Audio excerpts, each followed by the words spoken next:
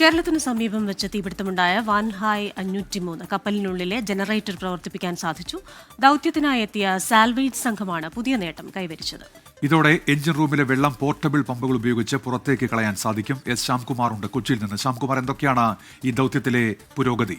ഈ ദൌത്യത്തിൽ ഏറ്റവും നിർണായകമായ ഒരു നേട്ടമാണ് സാൽവേജ് സംഘം ഇന്നലെ കൈവരിച്ചത്. ഇന്നലെ തീപിടിച്ച കപ്പലിനുള്ളിൽ സാൽവേജ് സംഘവും അഗ്നിരക്ഷാ സംഘവും ചേർന്ന് ഇറങ്ങുകയും അതിനുള്ളിലെ ജനറേറ്റർ, അടിയന്തരമായി ഉപയോഗിക്കേണ്ട ജനറേറ്ററിൽ പുതിയ ബാറ്ററികൾ ഘടിപ്പിച്ച് ജനറേറ്റർ പ്രവർത്തനയോഗ്യമാക്കുകയുമായിരുന്നു.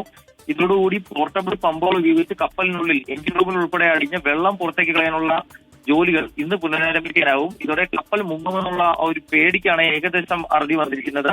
നിലവിൽ കപ്പൽ കൊല്ലം തങ്കശ്ശേരിക്ക് 259 കിലോമീറ്റർ അകലെയാണ് ഇപ്പോൾ ഉള്ളത്. അവിടെ നിന്ന് 50 കിലോമീറ്റർ കൂടി പുറത്തേക്ക് ഇന്ന് കപ്പൽ കെട്ടിവലിച്ചുകൊണ്ട് പോകാനാണ് ലക്ഷ്യമിട്ടിരിക്കുന്നത്. ഇതോടെ ഇന്ത്യൻ സമുദ്രാതിർത്തിയിലെ പ്രത്യേക സാമ്പത്തിക മേഖലയിൽ നിന്ന് കപ്പൽ പുറത്തെത്തിക്കാനാവും എന്നുള്ളൊരു പ്രതീക്ഷ കൂടി പങ്കുവെക്കുന്നുണ്ട്. ഏതായാലും നിർണായകമായ ഒരു നേട്ടം നടന്നിരിക്കുന്നു. അതിനു പുറമെ കപ്പലിനുള്ളിലെ VDR ഇന്നലെ വൈകിട്ട് കൊച്ചിയിൽ എത്തിക്കുകയും ചെയ്തിട്ടുണ്ട്. ഇതിന്റെ ഡാറ്റാ പരിശോധനകൾ ഇന്ന് ആരംഭിക്കും. അതോടുകൂടി എങ്ങനെയാണ് കപ്പലിന് തീപിടുത്തം ഉണ്ടായതെന്നും മറ്റ് അപകടങ്ങൾ ഉണ്ടായതെന്നുമുള്ള വിവരങ്ങൾ കൂടിയാവും ഇന്നു മുതൽ ലഭ്യമായി തുടങ്ങുക.